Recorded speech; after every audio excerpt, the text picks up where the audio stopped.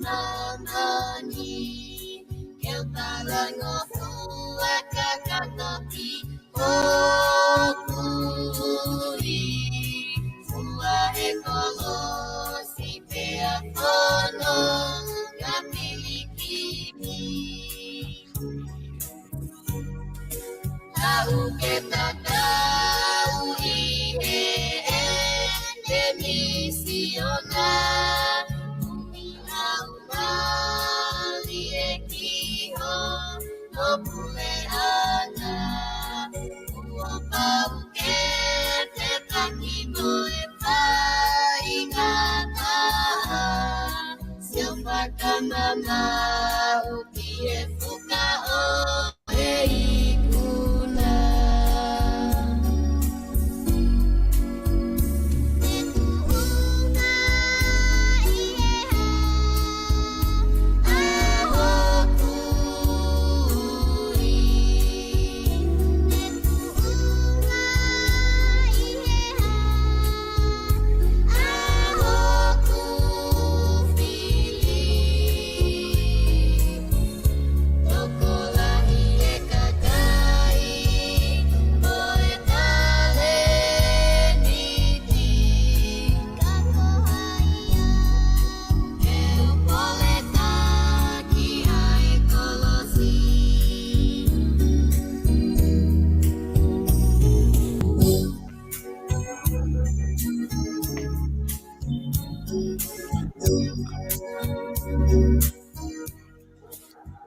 Hokokori ke hufanga mua henga hi tala whatapu koto ape. Ko o si whatapu atu be miheni, henga hi polokalama ki mua atu. Ka ata mua e whainga maari e koe ni ke ma hoko atu ai pe polokalama koia. Ko e whafangu o SAIONE pe a mo whaiwhikau Salesi Vaka mai heni. Ke whahoko te tau polokalama koia ki wikeni. Ma lawe pe e kainga ko ki wikeni fihe na kai ke lava e tau polokalama. Ka e ahoni kwhawhiawhia pito e ahoni. Whawhiawhia whainga maari e koe ni ku mao lava ke mata e whoki mai ai pa mai tau polokalama ko ia ko e whafangu o SAIONE. Hangi ko e ko whatala noa ki moaga taha ni e polokalama o ku unehanga o sponsor te ngahi polokalama ko ia ko atu pe mi Vipon Media o lava ke tau whanongoa ngahi polokalama ko toa pe ko atu mi hen pe ko e taha ni ngahi main sponsor ko ia ai kau tahani pe aku whawhiawhia ke te au ai whainga maari e ko ia ke mao e whaiwhikau ke lava ke mawhahoko atu e tau polokalama ko ia whafango SAIONE ki hei wikeni. Ko lota whoke o taitai le rei ki mo tolu ko toa pe ka inga ko mo o si mea mai ki lotoni lava ke tau kau whataha i he polokalama ko ni pe mo ki mo tolu ko toa pe te mo toki mamata i he polokalama ko ni i ha mo whainga maari e o ku matari tale rei ki mo tolu pe mo whaiwhikau ke ma tau kau whataha i he polokalama ko ni pe aku ata pe polokalama he tai mikulele polokalama hange ko anga mahe ni ke o mai hamo ngahi whehu i te mawhenga pe ke whaatu ha whainga maari e ke tari e whaiwhikau ngai whehu i ko ia ka pau ko ia he whehu i te ke loto ke whehu i mai i ahoni whoko loto ke utaitai le rei whaiwhikau ke sene Australia taitai le rei ko e whaiwhikau i he polokalama ahoni malo apito tuk whainga maari e whewhe hake whaiwhikau ai family ko ilo i pefoki na ke i New Zealand ngai whatongia ko ilo ko ahoni ko ke i Australia na i family whewhe hake tunga ko ai family mo o osfoki ki api pe mo ke nofo pe i hotel e whaiwhikau. Malo bito solo. Koia. Te kai ke kamata ai ta polokalama ko atu ai loto whakapa mo loto maulalo moni ko i ko e whaingata ko fōu mai ai ho family. Pea whatawange ko hi ko e ofa ai o tua o kunekei o kuto e toa ka o tu e toa. O kupehe na tula o e whotutu polokalama ai o tua pea o kui kai ke tau loto si pea kui kai ke he o mahino pe ai ui. Whata mo ia ko e ahoni i Australiani o ku laa ai ahoni ka ko hiri ko ia e solo ko e weekendi na toi whakahou atu e fui tāwhea. Ko hui e nā mau tāwhea ma toluia i he sāpate ku o si ka kato uha lahi au pito ai sāpate ku hiri. Pia nai toki lava whakahou atu ai fui ai foi tā whea ko ia ki he insiwa ane afi. Pea i he aho ni o mau kei nofo pe i he hotele solo e mo oni pe aho ho lea au pe ko lea a whakapalo pita. Pea mahu inga au pito ke mui ai he ko mahi noi ua pau pe ke maua o mato ke kirisimasi i he hotele. Solo ko mea pea ko whakatongai ke family ko te kai nie nau fia ko he lele takai hotele ka ko nau mo he pena toka ina te fie una toki tua he o ina tolo he nofo fare. Ka neongo ia e family lelei pe solo pea o ko kei lelei pe a ngahi pot ngā au e kotoa pe o whatatau ki e ui ko whai e solo pea ko e tuunga ko ia o kuiaia a Australian i he taimini ko e wike ko o si na e tāwhea a Brisbane lo tāwhea pea mo sene tāwhea pea mo Meripoane. Pea ko e ne whakamo oni ia o ko mau whonuani ko o whanau i pe matou ia he vai. Kau whakafoki a solo. Mona he malo bito fai skau. Ko tau whanau a tōk fai skau ki tau taimi sama. Ko mata ke hao e maa whanai no silani. Mo tolu ia mo whai matou ke momoko. Te foki mo tolo momoko, te foki mo tolo tāwhea. Ka kono lele i pe ko hange ko whamatala. Te foki uhalahi tāwhea taha ko foi kreimi taha. Foi kreimi taha. Ko ia. Nau wheta kai pe. Nau wheta au i pe insiua pe a monatula pe ko hai malohi. Ko o tua ku pe mai. Tōko no fia poto i o natula. E ko au pe o ko pure ki ai. Ke me beni ko manapasi ke vai whekau. Na amate kotoa u kau taha insiua ko i azeria naka ke te whe insiua whare ha taha ia. E nau tio kurahi koe uha mo mea, Ia, ka mea mea e iko ki ai solo he kohono mo ni koe kiu. Koe hinga e mau nofuloloa koe kiu. Mandui na e kamata i mehe vela. Na e kamata mehe vela hono whaka au hai whonuani. Pea hoko mai ai pe koe ai vai. Pea koe ne tuu koe niu. Te ke mea o ke ose kau vela ia. Kai hoko mai ke kau tāwhea. Koe hinga e fuoloa. Koe hinga e ko pehe ai ko orea e hoko. Ko pau peke mau kirisimasi hen. Hawhita. Ia, whakau ko tui koe hange ko lau ka toki whoki mai whakene te POLOKALAMA he ahoni. Pea ko ilo i pe ko ta POLOKALAMA whamui na ta POLOKALAMA ai ke mantu i pe he kainga. Na ke tala no ai ki he ko halau e tohi tapu ki he whalala o tua. Pea me mahu inga ko ia ki he kakai kuna mui POLOKALAMA mo kakai ko toa pe ke nau ke mana tui ai mahu inga ko ia ke tau whalala o tua. Ko ngahe ku tawa o whakawhaiwhikau ka kuonga ku lahe ngahe wai ni hia ku kake ku whalala ki he koloa wai ni whalala ki he mālohi ba mo iwi he. Pea wai mo ni hia ku hiki whalala ki ngai whanua muri. Whalala tu ki siaina, whalala tu ki whē. Ka ko ngahe ko POLOKALAMA whamui na ke whamanatu ai. Ki o tau kai ngā mahu inga ko ia o e whalala o tua. Pea ko tui mahalo ko taha ia o e POLOKALAMA mahu inga apito. Ngahi POLOKALAMA ko ni ko ta whanonga mai ai. E whaiwhikau ke hoko atu ai a POLOKALAMA ko e ahoni. I he tuunga whoki i whaiwhikau ko ia ki mua ke ta hoko atu i ahoni he POLOKALAMA ahoni. Ko ilo ipe i tonga i ngai ahoni.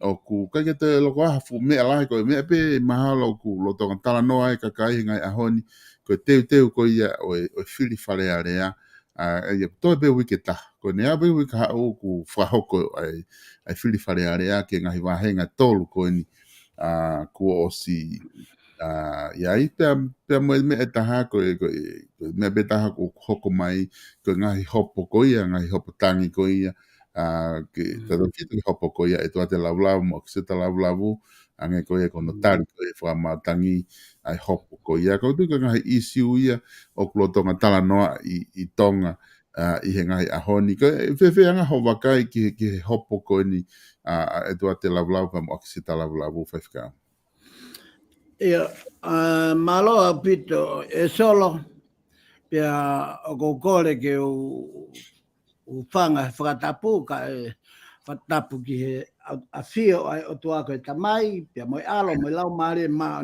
on. Kauhi ka ni whakatamu ai malae ke whai po tatala. Ki he mahu inga o e tohi tapu, ko e kā pasa, pe ko e tohi, pe ko e papa whakahino hino ia whanonga o e moui. Kui. Pea i ka ingata i o hange o whakatatau ki ho o whehu i, kauhi ko e tautokanga e kina e mea tonga, kauhi ko e teu e whiri, ko e ni oku whai, pea i ka ingata i, ka kauhi ko e tuunga o kui ai whonua. E solo ko whie whakawhoki ki tau tolu me he loto whare o Polokalamani, ki he loto whare ko e o haa Isleli. Kui. Ko hinga e ko hinga mea o ko whakawhoki ai ki he loto whare o Isleli, ko hono o hinga ke mama ai hala whanonga, o tau whanonga ai i he mala e tohi tapu, pea mo e tau tui ki he o tua ko ia ko Tihova, ko e o tua pe e taha. O kui kai ki to e ua pe tolu ai o tua ko ia. Pea kuhinga e ku whakawhoki ki he loto whare o Isleli, aki ai tuunga koe o e kamata a ngā. Mea e palahame o whau mai ai, o whau mai a e palahame, o au mai ki he tuunga ko ia o hoko mai a Mosese o whai o whoaki ai e lao. Kui. Pea koe whoaki koe lao ko ia nei whai hore pi, mounga hore pi, pea oange ai ka Mosese ai lao pe koe moi konistu tone. Kui. Pea koe koutui koe taha ia e ka veinga e whakamaunga ki ai e ta pō tatala i he Polokalamani, ka te ta whoki ki whakama opo, pea mei he tohi lao, pe koe tohi konistu tone, ko ia o e whonua. O ta tau beia i Isleli pe ko tonga. He koe kai koe mea mahu i ngā ai whonua, koe mea mahu i ngā o koe mawhai. Kui. He koe kē koe me longa o whai he ahoni koe kē he o ku whakapuri-puri, pia o ku nau tanu, o ku ikai ke nau lava ke he aki e mooni, moi whakamau totonu, pia moi ofa mooni, moi whakatup merino ke whonua, katoa ngahi pouna ta tala noa mai ai, koe ta toho e ni koe ke whakotu e sino i whare, o kui koe tohi konistu tone. Kui. Aia o ku moto pia ka veinga, pia whakatau mua ki ai pure anga tonga, koe pure anga whakatui mo whakakonistu tone. Kui. Ai, ta sio ke ta whaaki koe ni koe, ta sio ke ta whaaki koe ni koe e tuunga kui ai a tonga mo ngahi vei pā koe ni me ngahi malao e ako, malae o e malae tu whaholo, koe malae lotu, koe malae o e politikare, e solo. Kui. Ki mua i he tau PC, koe uhinga e pehe ki mua e tau PC. Koe ki mua i he tau koe pia hoko mai ai koe ai ahono lau whakatau koe o e tohi tapu me he whamiri Isleli. Na e taki taha purei e ne koloa, pa taki taha purei hono whamiri, taki taha purei e ne whakakaukau mo e ne tau ataina o au whoki ki he ne whainga taia mo e mamahi mo e mate. Kui. Talunga e hoko mai e visone. Talo e hoko mai e visone ko ia kalaisi. Ai lea ai tau palofita. E hoko mai a kalaisi. Koe pani, koe misa ia. Pea talo me iai. Pea mahono whako tuu mau mai koe politikare. Kui. Whakatoka ngā ia e mea ku whai ai e longa a. Ai mea ku whai ai longa a. O whai e longa a koe uhi koe pehe koe politikare. E solo. Koe politikare, na ne toki hanga lere aki e ko peri he konga jisu. O ke sio ke mamafa politikare. Kui. Koe foi mohenga e tolu. O civilize uraki, koe politikare. Ua, koe ulunganga whakafonua. Tolu, koe ulunganga whakalotu. Koe foi tolu koe ni, politikare. Whakafonua, whakalotu. Na e toki maka tuunga e hoko mai a sisu. O haua sisu, o whakamama e hala politikare, meihe toi tapu. Ja koe ka venga bea hono aloi ma sisu, ke hau mo politikare whakatoi tapu. Ke hau o whakahino, a koi, o kui kai koe mo ui ke nofo whakawhamiri pe o whakapukupuku, pe kai koe nofo whakafoi tui, pe koe nofo whakasingol. Ka koe politikare, koe foi hala whanonga, o e nima ki he nima, atamai ki atamai, whakakaukau ki whakakaukau, loto ki e loto, nima whakataha, whanonga whakataha, pia koe mea ia o kui, koe lotu. Pia koe mea ia o kui, koe ulunganga whakafonua. Koe whemari aki, ai foi mohenga e tolu koe ni. Ai politikare, ai ulunganga whakafonua, pia moe ulunganga whakalotu. Koe uhinga ia nei hoko mai aia tisu. Sai, ka whoki ko whakaukau, ki he whehuiki. Makatuunga, e solo, ka uhinga ia ko whakaukau ake ta whoki ki he toi tapu, ki he toi whakamau.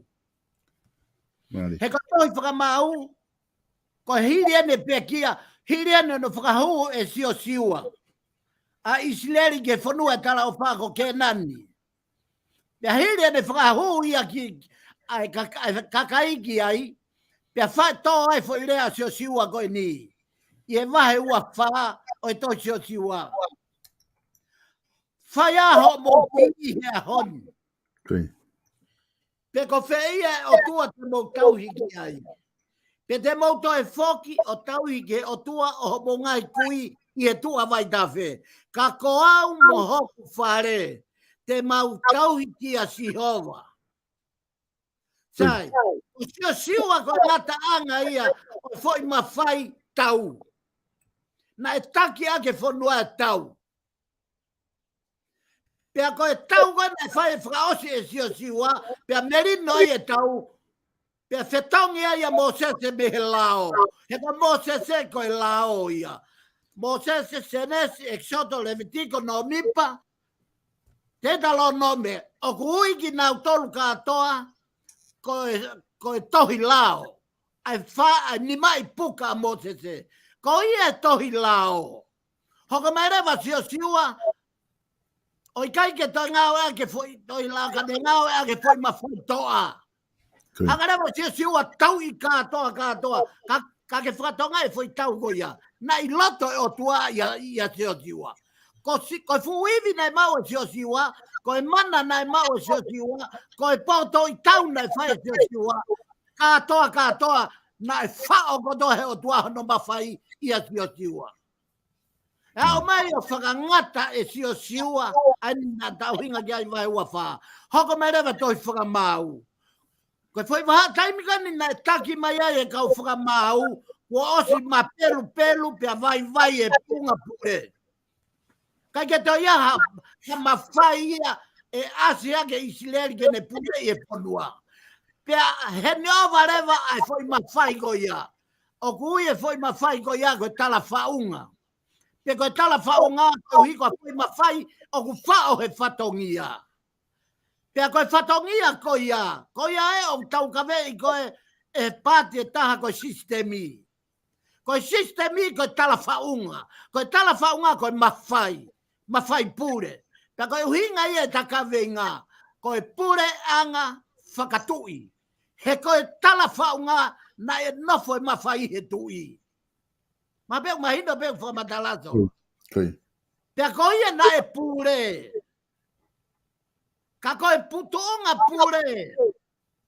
Ko e whainga mawhai o kune hanga tauhi hakakai. Pea ko e kakai ko ia ko na ulunganga o pure ai mawhai ai. Pure mawhai he ulunganga e kakai. Pea ko e uhinga ia foi kawenga. Ko e pure anga whakatui. Ko e pure anga, ko e kakai. Pea ko e pure, ko e mawhai. O ku pure i he mawhai ai kakai. Whakatoka ngā iange. Pea koe ne hau e ni kāna whe taulaki mo ko ni stūtone. I e tohi whakamau e solo, i e tohi whakamau, na e, koe uhinga tohi whakamau he na e takia he kau whakamau e to hongfu maua. I Israeli he taimiku ia.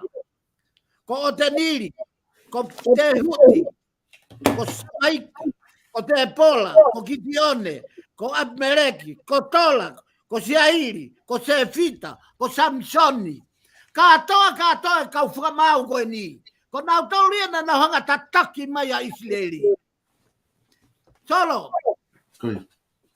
Kau atu ai lea mooni koe ni me he lau marie. Os more mawhai e tui.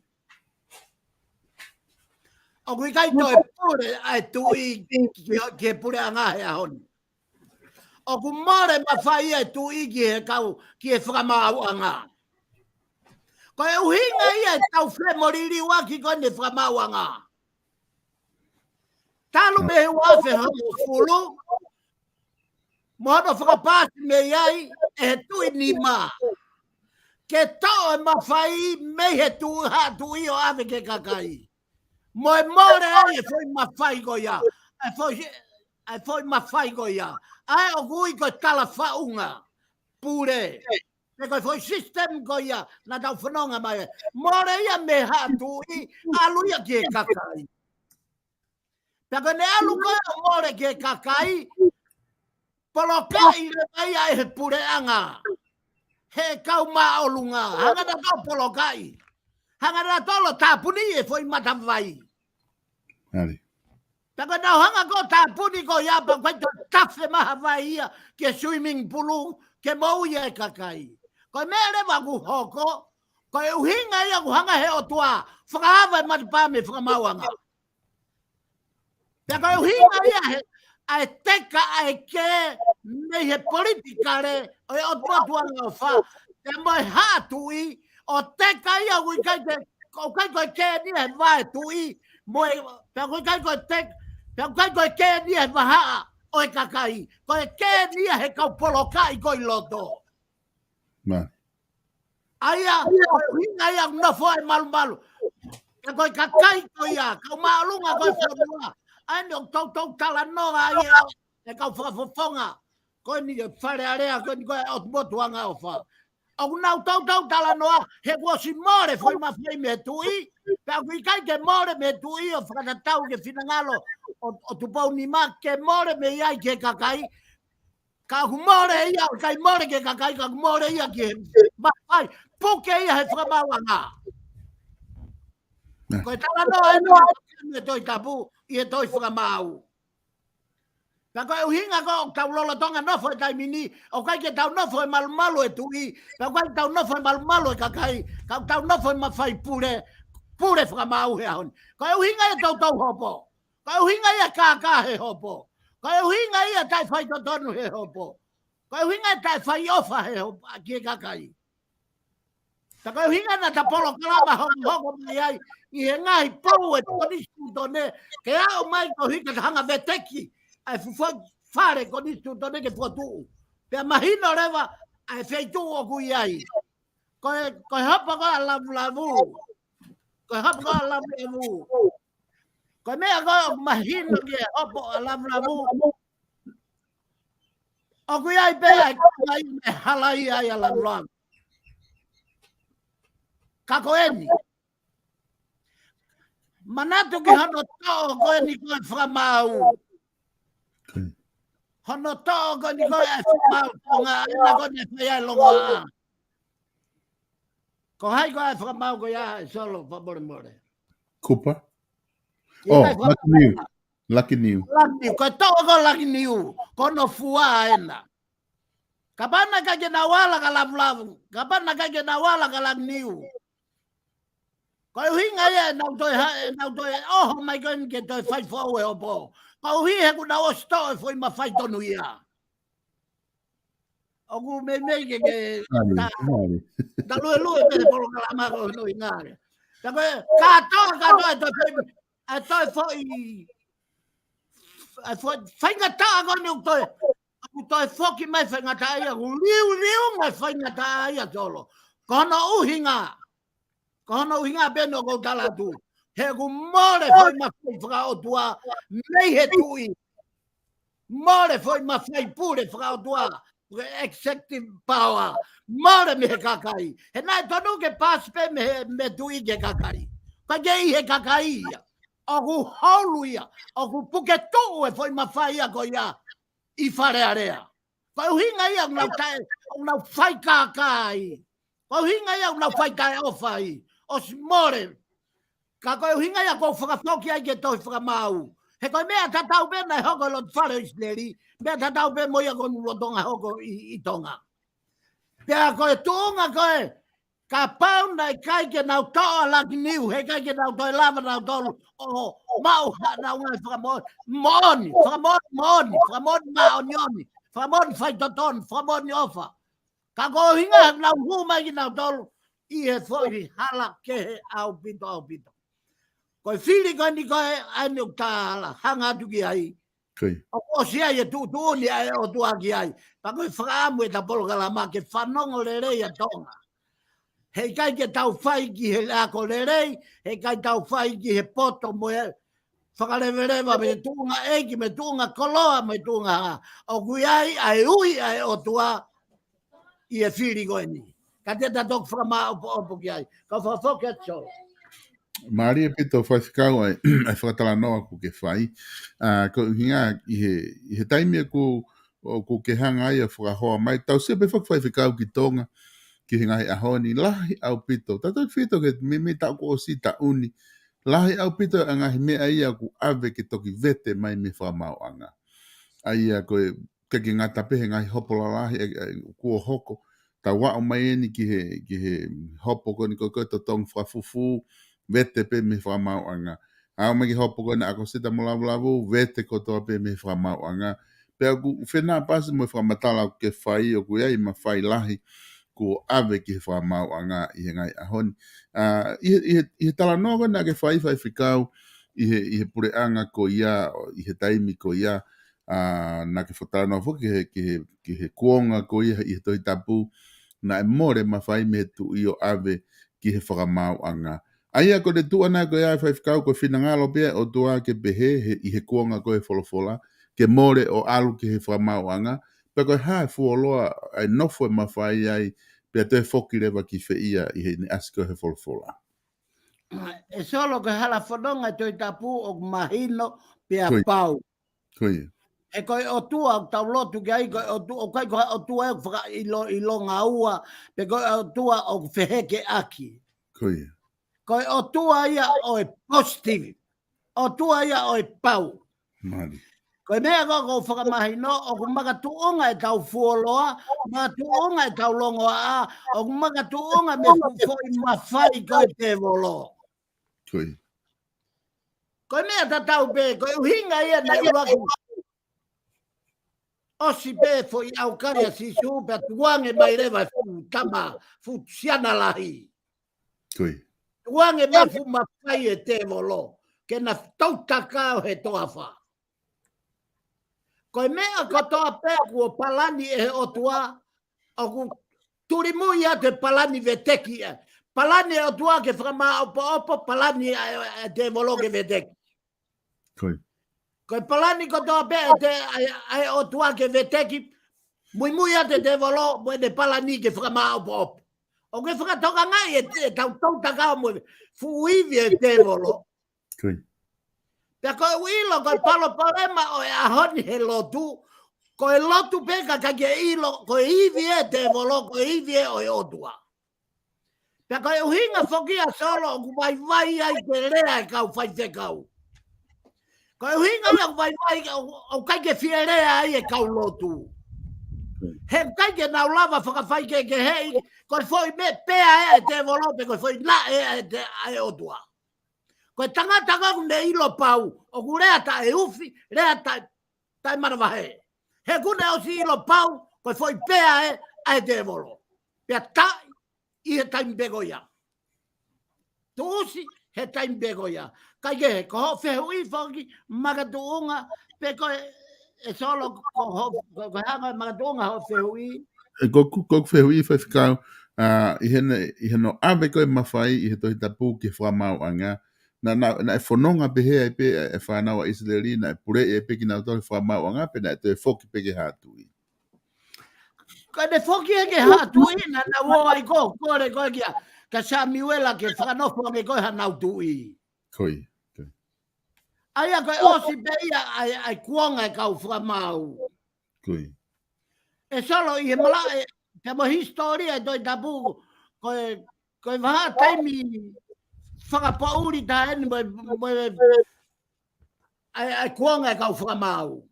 koi Kana e ase mana e o tua I he kuonga no tataki mai e kau whakamau. Pea I he taimi tatau pe, na e ase pea mo fuivi whakauha te walo I he kuonga na tataki mai kau whakamau. Ka kai uhinga ta whoki ki a isolo. koi He kai tōnga ia kui aia tonga he aho ni o kui kai ke I he tui e mawhai. O kui kai ke I he kakai e mawhai. O kui e whakamau a ngā mawhai. Pea koe mea ia kure atuai polokalama koe ni. Te tau ke o tau ki langi, tau ki heri, ka hei kai ke lau kai oa, ko tau whakawhoke mawhai ke tui, pe ko tau whakawhoke mawhai ke kakai. Kaka mo manatu, na os whakangata e tui nima, ai mawhai pure e hatui. Ka e whake fo I mawhai ki he kakai. Ka kui kai, ko tau he kai mini o kui kai ko wha tui me kakai. Ko tau he kai mini ko whare area. Ko nā tōk na whanga, o puke tu ai mawhai ko ia, ke ua nā ave ki he kakai. Ko hinga nā whenge tam te e patoa. Ka whawhoke atio. Mahina pito whaifkau ai konga koe ni kuke whamatala ki ai. Aia whaifkau koe ne tuu ko he taini miku tatala noa whoki I he pureanga whakatui mo e pureanga whakakonestu tōne. I he ne tuu koe ne tau teu whiliwharea rea koe hai mea ku mahu inga ai ki he kakai ke nau mahu inga ia. I he mahu inga ko ia hono tauhi o e konestu tōne ki he tau hoko atu koe mo tau whanonga ki mua. Koe e solo malo bito e whehui, kata whoki ki he takawenga, koe pure anga whakatui mo whakakonistu tone. Koe. Koe pure anga, koe kakai. Koe ne ia gui koe pure anga, koe ulunganga oi kakai. Koe pure anga ia. O kai koe pure anga koe paanga, o kai koe pure anga koe koloa, o kai koe pure anga koe pure anga, koe ulunganga oi kakai. Koe. Koe mea kui koe pure anga. Whakatui. O ku hinga ai mawhai koe ia koe tala whaunga. Koe kamata anga ia honohi mai ki tau tolu. Ki e mea koe pure anga whakatui. Koe oange ha mawhai makehe. A wholati oange ha mawhai ia. Toi maolunga ange ia he kakai. I kai koe ia tolo. Koe. Ke ne hanga purei. Ai ulunganga oi kakai. Sai, koe mea ia kui koe pureanga whakatui. Koe ha mawhai, o kunehanga purei, ai ulunganga oi kakai oi whonua. Koe konistu tone, koe papa whakahino hino, koe tunga whakareo, pe koe tunga oi konistu tone, koe hala whanonga. Ke whanonga ai, e kakai. Ke mauai e fo I maka tuunga, koe tui ki he otua, mohono iwi, mohono poto, mohono malohi. Ke mo ui e tonga e tangata ko toa bei mamani, o ilo o kuiai hono pure, koe otua, o kuiai hono taki, mohono tui, koe otua. Pea koe uhinga ia o e konistu tone, ke nehanga o whakama opo opo, e toko hongo fulu, uanoa, tahamano, o e kakai e whonua, ke nau mea taha, whakakaukau taha. Ki he ha, ke whakaari e whakamoui ai o tua. Koe whakamoui ai o tua, o kui ai ngahi kawenga koe na tau hinga ki ai solo na tawete. Koe. Koe whakamooni, o taha pe ai o tua. Koe o tua o e ofa, koe o tua e whakamau totonu, koe o tua e merino, koe o tua e whakamore more, koe o tua e taua taina, Ko o tua o tautea, ko o tua o kātaki, ko o tua o kune mau, a iku anga, merie o mo ui ko mo i tai ngata. Ko ia kune foaki mai e mo i tai ngata o e puranga fo. Ko o tua o e ongongo le lei mo e whakao fofa. Katoa ngahi pou o ni. Ko ia a whaunga i konistu tone o e puranga whakatui mo whakakonistu tone. O koe kai ke makatuunga i konistu tone ke taulongo a he koloa mo e paanga. E solo. O koe whakapoori koe ni. O koe kai ke tāu ia mo i kakai lotu. O koe kai ke whiunga ia mo a whanua lotu. Ke tau tuku e lotu me toi tapu heka tau tatolo. Kau mo tau kape ki tau tolu he koloa mo e veve, mo e mea au hai mama koe ni. Kau ate potohi koe ni, aki potohi koe ni ke whamoni aki a mea kou na whamatala. Rako ni tō vahe tolu. Pe koe vahe taha vestaha wā, whanau solo. Taha ua, taha tolu, whanau solo. E koe mea ki he makatuunga, whatonga e makatuunga, mea mahuinga e makatuunga, ke langa e koni su tone a tonga. Ko pau ke langa he makatuunga, he kai toi langa ia ha koloa mua paanga mua poto, mua tuunga eiki. E langa he makatuunga. He koe mea ki he makatuunga, tala e hai e lava ya taha, e ai moha tuunga kehe. Ka koia pe, ne toka ai, aia ko sisu kalai. Pea ka whai e taha e ne langa. Ka whai e tonga mo whare area, mo i kakai e whanua halanga. O tatau pepe ko langa whalanga i e ha, whare, koloa no whanga, business, manu, mea ko toa hau ke, o e habe mea nau langa, whanongo, ki e whama o popo e toi tapu. Pea ka whai e a taha ni langa i he tuunga ko ia, o ne langa i ha koula. Kala mai ka pau ia taha ia, fie langa ia he koula. Langa he siliva, langa he makamahuinga, langa he akau, langa he musie, pe ke veve. Whai be pe a he e ngau e tangata taktaha, he e sivi i he aholahi, ko e uhi, ko e ne hoko mai a he otua mo e afi. E ne hanga sivi aki, a e mea na tau makatuunga i e tau langa. Ko e folfola e na tolo. Whanongo angi he patu tamaki. Kala mai ukai toea makatuunga ke ko tisu kalaispe. Maka bea nei toka ai, ke whai ai e langa whanua, langa koloa, langa business, langa lotu, langa family, whai ko toa pe makatuunga. Ka ko tisu kalais. Maka ia nei toka ai. He ka pau he ikai. Whakamatala i lewa no nunua ve so full matolu. Whanonga. Ka pau he ikai. Pea ka whai e a taha e ne langa i ha tuunga ko i, o i kai whai he tuunga ko ia. O ne langa i. Ka he langa ia he koula siriwa maka maui ngā akau ngā ue a tangata takitaha. He ne sivi i he aholahi. I wei e aho ko ne sivi i aiso. E tau ngau e ko toa pehe mama ko ni ngau e pureanga, ngau e whare area, ngau e family, ngau e lotu. Ko e hapea mea ku ke whai, o kui ai hono aho, e hoko mai o tua sivi i ai koe. Pea koe sivi ko ia, o kui kai koe sivi ake mawhai, ka koe sivi ake afi.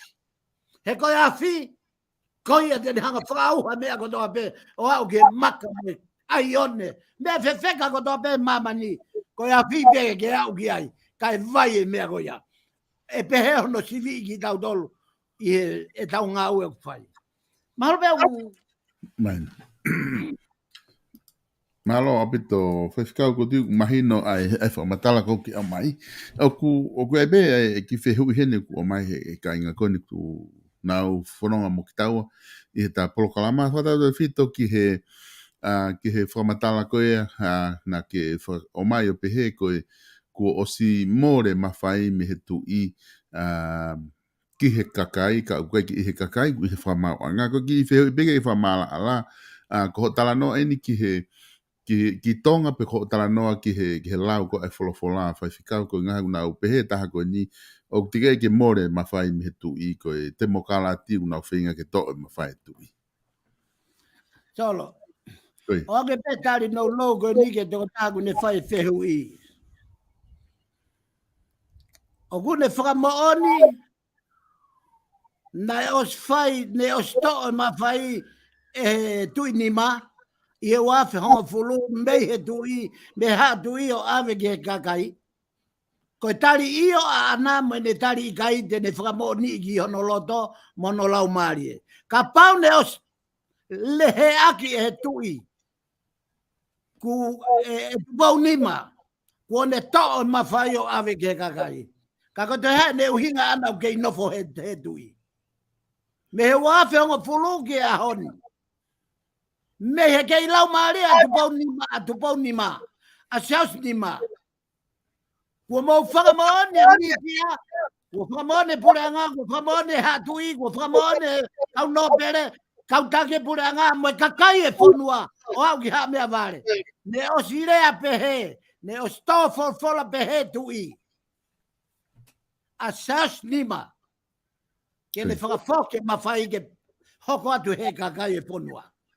Pea koe tari ia. O ange peki ai ke ne tari pe e ia e le whehui. Pea ku mooni ia, pea ku loi. Ka pau tu ia ku loi. Na kakerea pe sa nima. Ka ku mooni e toko tā koe nā. Pea ka pau o ku tui na ku mooni e ai mea na koe na e lea tō wholofola kia sa nima. Koe toi tabu ia. Pea koe hinga e kou rea toi tabu. O kai ke whai e kurea, ke mea koe ku whanoko tala noa ai. Ka ku whai ke mea ku o mai he wholofola. Mōna he pito, e whaifkau mahina o pito, ai whakaukau ko ia. Pe ko tui ku o si mahina pe whakaukau kia i hoanga o whahoko mai. Koe tuu koe ni i he tala noa koe ni ko ki o mai. Koe lau whakene e tohi tapu e ni ko ki hanga o mai. Ki he pureanga whakatu i me pureanga whakakonis tūtone. Ko mahina i au whaifkau na ta tala noa tau he ngahi Polokalama lahi a pito. Ki ngahi ele ni ti kehe mahu inga. Ko ngahi makatuunga ia o hakonis tūtone le rei. Na ta tala noa ki ai ki ngahi te whitoi hanga kau ai e ofa me hafua. Ai ngahi ka vinga la lahi na ta tala noa ki ai o ku makatuunga ai konis tūtone le rei. Ki tau mau i he wholofola pe he ki he whonua. Ko ne tū goni e tainimi whaifkau i ho wakai ki he tau pureanga whakatu i me konis tūtone. Ko whē mea o tonu ke tau ngā ue ki ai ki whale rei, ko ngā ka tau laka mo ia ki mua i he tau whanonga ko ni whai, wawhi ua wain o muwa ki mua ai. Malo bit solo, ko tui ke tari mahina, ai whihui kona ku ke o mai, ai mahu inga ke whakamerino i whonua. Whamerino, koi. He koe mea ia koe na ta tau kailanga ki, hei kai mau e merino i whonua ka e ua kua tau ilo, ai matapā ke tau huai, koe whakatomala, koe whakaifuefu, moe kore whakamore. E solo ku kei tatari o tua e alo ofa. Koe tua e mesi. Pa koe hinga ia o hange ko ho whehui, ko ho whehui mai koe hae whaunga. Koe whaunga e no kou tala noa tuai. Koe pau ke tau whangalerei ki tau nolu. He kui kai, ke manat ke ta Polokalama na tahanga whakavete, o kui kai ke iai hafo i mooni e taha e tangata. Tuku ke loi e tangata ko toa be, koe toi tapu be ai mooni. Pea koe uhinga e mea ku ta Polokalama i koe ta kore ki e kau lotu, kore ke kau whaiwhekau, kore ke kau tipeiti, kore ki e kau kape, kore ki. O ku nau tō mama o ki nau tolu me he mooni. Koe mooni koe whakatomala ai whonua. Kai mau e whakamau totonu, mau e ofa whonua, mau e merino. Hei kai mau e merino he tau kape. Hei kai mau e merino he sio lalo. Ai flotonga whai he pureanga e ahoni. Sio lalo. Ki he kakai. Ka pau hei kai haka kai, hei ka gia ha mawhai. Whakatonga ngai e mawhai o he tui. Ka pau nai kai e kakai he kai ilo i kia i hatui. Ka ku ilo i e tui mei he kakai. Koe toi tā puu ia solo. Mari. O ku ilo i e o tua, me he kau Isleri. Koe hinga nei hoka mai o tua, o ui e whanau Isleri, ko e ne whanau. Koe hui ke hanga he ne whanau, o teke langi o e o tua. Pea hanga he o tua, o whakahino hino hono mawhai whaka o tua, ki he kakai, ki Isleri. Mea tatau moi aku hoko i tonga. Solo, teu e whiri si i koe ni. Koe. O kuos whakaha he o tua haia, hono whina ngalo. Ka malava bea ke kai haati e te volo. Mari. Ka koe hinga ia ta lea ai ke mahu inga i konistu tone. Koe hui he uhanga he konistu tone, o whakahino hino hala whanonga, o e merino, o e ofa, o e kātaki, katoa ngai mea ta polokalama i, koe kamata eni ke ta hanga reform, ta hanga repeal, ta hanga pill up, langa. Ai o nā kulau atu ai pot folfola. A kui kai hato e makatuonga e whai ai langa. Ki he lelei, mo e ilo e otua, mo e merino, mo me a lelei ko toa pe whaotua. Taha be, makatunga, o wato e ai ha makatunga ke. Ka koe makatunga be kua toka ai, kua hoko mai a sisu. Koe makatunga kua toka ai, o whai sisu e pekia, o whai sisu e ai toi tuu. Koe makatunga ia. Hei kai ke toi alu hataha ia makatunga ke. Pe kuke whanongo atu koe kua o si au e toko taha ia tau e ni maafe te kai mate ia. Ka pau mau hataha pe he, ta kuia e ne makatunga, ta wo kumi na koe hai winga e ne moi fuoloa. Koe mate koe hala whanonga ia. O ku whakaari ai lahi mo nau e o tua monopoto. Tau ki ai feitu ku te toka teu ki tau tolu ki te tāna ki tau tolu ki ai. Ke whakamalo ia i e tau ngāo e lelei nai pai e mama koe ni. Tolo ka whawhoki atu. Mona he pito whaifkau, pa mari e pito whamatala ku kianga o mai. Ngā ko wakai ke ta taimi whaifkau ko ilo i pe, koe ki uloto ke ose ta polokalama he ahoni, ko ki fi e afe mua whaifkau ki he teu whiri ko ni ku whai tonga. Ko ngā ko ilo ko si whiunga pe u whamatala ko ni ko ta o mai, po mai me wholofolaka ko uloto ke o mai mua lau ai wholofola, lau e tohi tapu. Ki he teu whiri ko ni o mana ke whai e tonga tapu wha, tonga tapu ono, tonga tapu fitu. Ko ngā ke wha ose ake ta polokalama he ahoni. Ko tui ko e nofu ka e kakai, o ku ia e ka venga mamafa, ku hiriwhake tingi nau tolo ngahi wahenga ko ni ki he whiri o amana ke nau whai, ki he i he aha o tolu ko ia nove. Ma whakau ka te o atu ka te koe, na o ku ia i ha whahinga whikau, ku ke loto ke whaha mai, ki he kakai i he teu whiri ko na amana ke nau whai. E solo malo o pito, pagmoni o pito o whakalanga tala noa, o kia e whekau. Ko ia. Mari. O kia e whekau. Pea teta whakahoko pe tau e whekau. Kono uinga he tau mau ta pule. Ka koe hui o pule o tua. He koe ne whekau. Solo koe tuunga koe o e whiri si i koe ni. Koe. Koe whinangalo mo oni peia o e o tua. Na e kamata peia pea me he ngahi hopo koe aena e ke ia e totonu a ongo whaha i. Koe. Pea whai tu ni lewa whakamau a ngā. Pea toi ave me iai ke whakamau tangi. Pea whakapapau i lewa me iai o ku mooni, o ku totonu, pea ku maa oni. A mate ni tapu elu, me i tonga tapu wha. Pea mo whane fituafe, pea me i tonga tapu wono, pea mo paula piveni, piukala, pea me i tonga tapu fitu. Koe whina ngalo ia o e otua. E solo, o kai ko a whiri e nia ke whiri e mi atu harerei taha.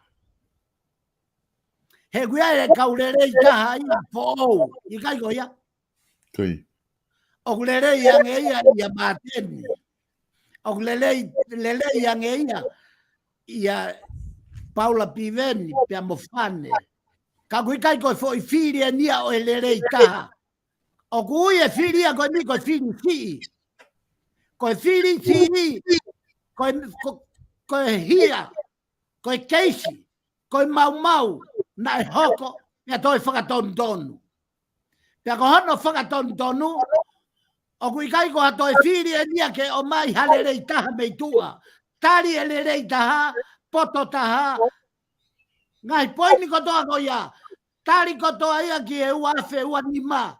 Ko hono hinga he ku ata ia e whiri ko ia. Whiri whare area kakato. Ko e whiri si i. Ko hono toa mai pe a ka kuikuna whakaheke heka sea. Ai na e uhinga ai e na ai more ho nau sea. Ne ongo na more sea ai tau e ua.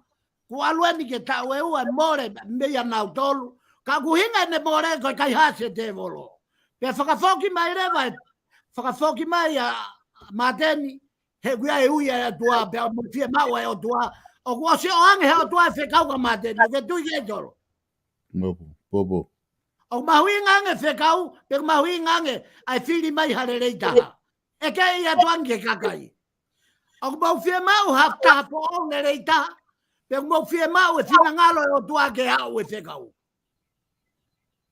Mama e? Ali whaka. Mama au pito. O kai ko a whiri e nia, o kai ko a whiri si ia ko a whiri hare rei taha. I kai. Ko whakafoki mai. Whakafoki mai mawhai na kai hase te volo. Ko hi, he kuia e whekau ia e o tua he toko tolu koe nā. O katoa kau minista o kui loto e whare area. Puria katoa e whekau mo ni ia mea nau tolu. Ko e whekau whaka o tua aena. O ku ia piveni, aena o ku ia mateni, aena o ku ia whane. Hanga nau tolo sivi pesinol. Hanga nau tolo sivi. Sivi ake nau tolo nau vai anga. He ko hai ko ak maa oni oni. O ku ui pe tau tolo he o tua lontonga e tau maa oni oni. Maaria ke whaunga e o tua solo, eh? Nani. O ka ke tare o tua ea ke tau maa oni oni. He ka pau te e ta tare o tua ke tau maa oni oni. Te tau ulaki mate tau tolo aua. Ho tau kakanok te kai ke tau maa oni oni ki tau tolo. Sio pe vai tol faia. Ko hai e tu he funga o e fu o e fu. Kai au aku auha ho kakanoni. Kau toki mata eloha. Ko hinga ia ko pe atu ai. Na fo na tolo kape. Ka ko hai te hanga kape ho na ngai hanga tamaki. Ko lea mo ni me toi tabu. Ka pau palakua piveni, ka pau palakua fane. Ka pau palakua mateni, ka koi fina ngalo ia.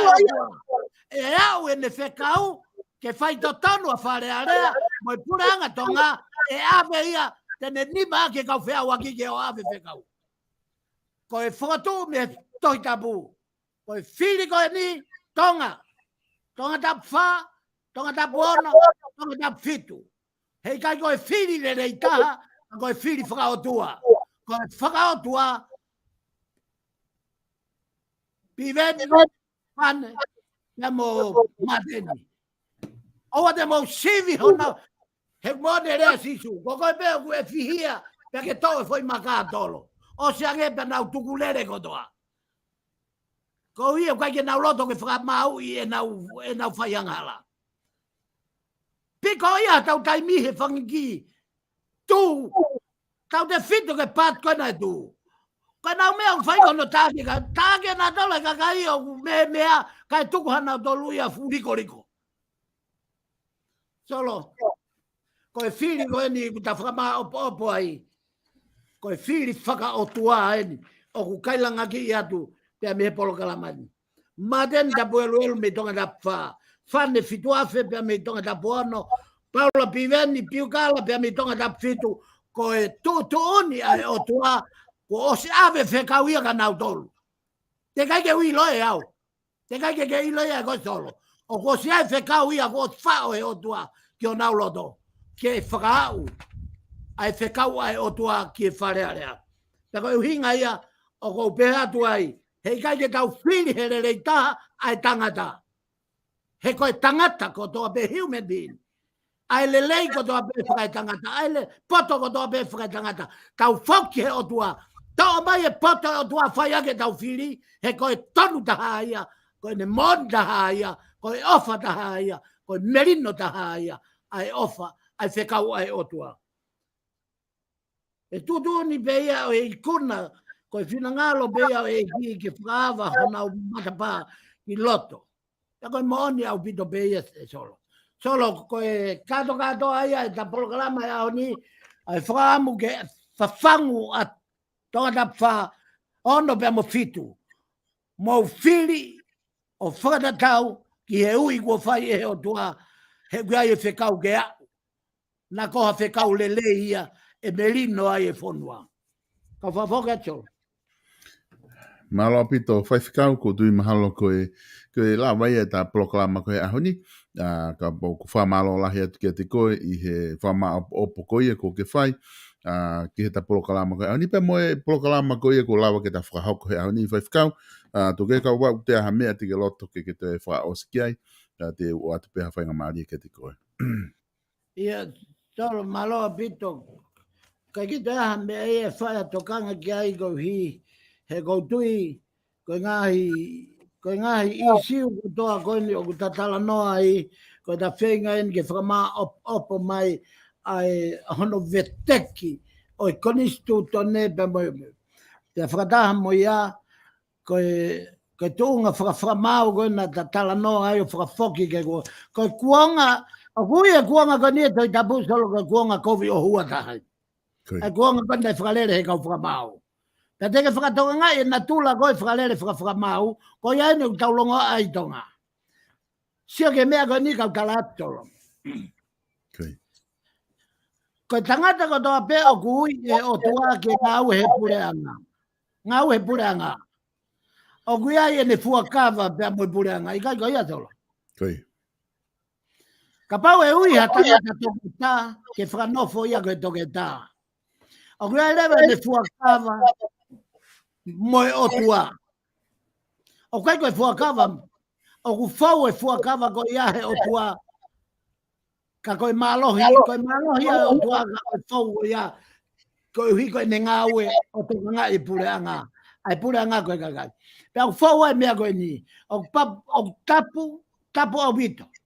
Ke te hanga o talanoa, hamahaki, o ataha ki ataha. I kai koe ato? Koe lao ia. Ka pau koe whanofo koe loia. O ku tapu, fuakawa la kau loia. Ke nau whamatala, haa nau hanga tuku hifo, hataha, moha ane kumi mo ui atu ki ai. O ke whakatoka ngai, ai mau anga kau whakamau, mo i kakai o ngau e ai. Pea mooni lewa rea tō taha koe. Ai na ngari poto ange tau o vete, tau anghala ke mon manu he tau vete ke tangata. Pea tau ota tolo vete atu, he tau whalala ke tangata, pa te si tua mai kita kai tāki mai kita ia. O pehe kau loea hea honi. O tapu ia. Ka pau e loea koe, o tapu, ke hanga tuku hifo, ha o klain, pe ko hato ko ta. Pea ka pau o kui ai haa ni whakapuri-puri, o tapu ke hanga o ame mea goia. Koe mea peia a au, pea me toko ta goia. He koe uhinga ia longo a koe o e aho ni. Koe uhinga longo a, koe kai ke kei malava he lau ngutu e kau loia, lau ngutu e kau toke tā, lau ngutu e kau whaife kau, te puke o utangi hifo, ai maa o ni on whakautua. Ta koe whotu atu ia mui whakamaa popo e ta polokalama, ke a koi e kau mau mawhai, tuku a e wheri haa. Osi mahino koe loia, koe osi mahino, ko koe na ke whai e hopo a mea. Ka ko ho whakamatala ai mea o ku nā ke fuakawa ki ai. Koe hano ingo. Ko inga ke tuku lalo i e toko taha koe. E toke tā e ne mahaki. E whai whekau e ne skipi. Ko whakamau popo me polokalamani. Ko e anghala, kotoa, o hange ko e lotu nai whai e sapat ko iri e popik. Kai te whia mau ha turi tonu ia, kau loea. Kai te whia mau ha whamatala tonu ia. O kai te whia mau ha whamatala ai kau toke tā. Kau whai whe kau. Kau whoki ki o whakatomala. Lotu nai whai e popik kane. Luke vai tā walu. Ko ene ne kupui lotu. E o tua. Ke whakamore more au. Au anghala. Te merino e family. E merino e whanua. Te merino e pureanga. Te moi kāinga tonga. Kau whawhoke atio. Mahalo pito whaifkau. Pe ko whamalo lahi atu he lava ko i e polokalama ahoni. Peta toki hoko atu e ta polokalama. I he taimita tau pe wiki kahau. Taimita tau pe ko whamalo lahi. Ke teki motolu ko ta pe kainga ko mo mui mai i he polokalama fafango SAIONE. Te whawhi e peki motolu ke mo te mea mai pe i taimita tau